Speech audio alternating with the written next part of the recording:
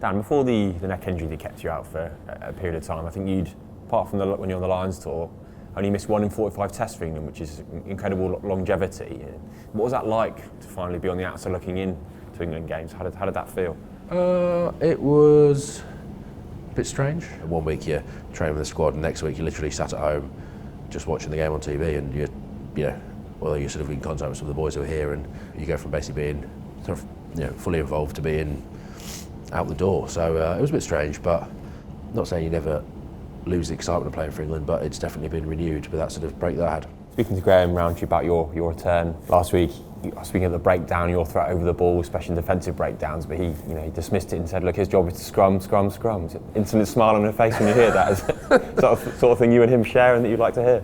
Yeah, well, I think we sort of, grown up in the Leicester Academy, coming through, a Whig looked after us there, and so Richard Cockerell's the boss now, and ever since I was 16, as a tight end, your first job was to push in the scrum, and then you built your game, past that, and whether it was sort of ball carrying defensive work or make your tackles, line up, lifting, all that kind of stuff, that was bolted onto the whole point of the tight end is to scrummage. The England have shown over the past couple of years that the scrum can be a weapon and win your games, and I think at the weekend it helped us out. So my job's to push, and everything else is a bonus.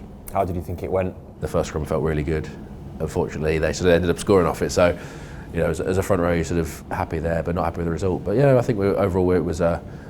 We were happy with our set of piece performance, but I think going into this weekend's Italy, you look at they love a scrum, and we'll have to improve again to play against them. As you say, is it a chance against Italy? They're like a scrum, often a long scrum to try and sort of drain energy. If you can get ascendancy there, is that one of the key ways you think you can perhaps try and break their mentality, perhaps? I think that'll be the aim. I think you do look at Italy; they do base their game around the set piece, especially the scrum. It's that macho contest. They played Argentina, I think, in the autumn, and there was some scrums that lasted about 3 minutes. So the ball comes in, it just sits there, and it's basically a who gives up first. You can see by the pride the Italians have in that sort of aspect of the game. They do take a lot from it.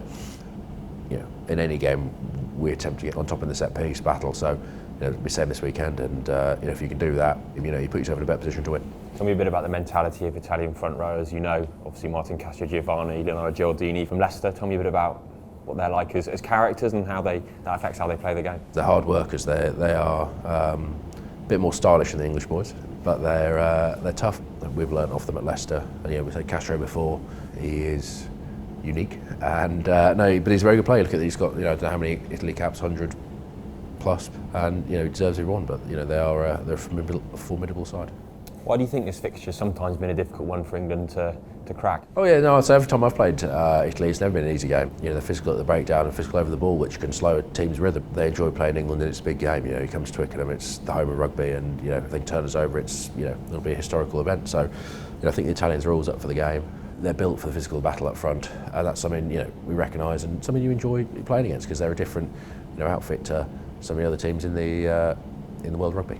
People talk about momentum now in big games, and it seems to be a buzzword around rugby, but how important are those key moments in a game? Let's say some of the turnovers that England achieved against Wales at 16-15 down, really tight moments in the game. How do they feel on the pitch? You can feel the emotion of the game as you get turnovers go against you or for you. You can definitely feel, sometimes you can actively feel the crowd rise and drop when it happens, and same with the team. And you look at the body language of the opposition, especially when we scored, you say England sort of pumped up and the Welsh dropped, and that's you can definitely feel the momentum in a game. Teams feed off the crowd and vice versa. So I think if you can, win the momentum battle and win the positivity, it can be a doubling effect in the fact that you take the crowd out of the game and the team. You think they were important though, especially in that win? I think there were 3 in quite quick succession. As a team, you try and build, especially in attack, build momentum, because I think a lot of today's rugby is the team with the ball.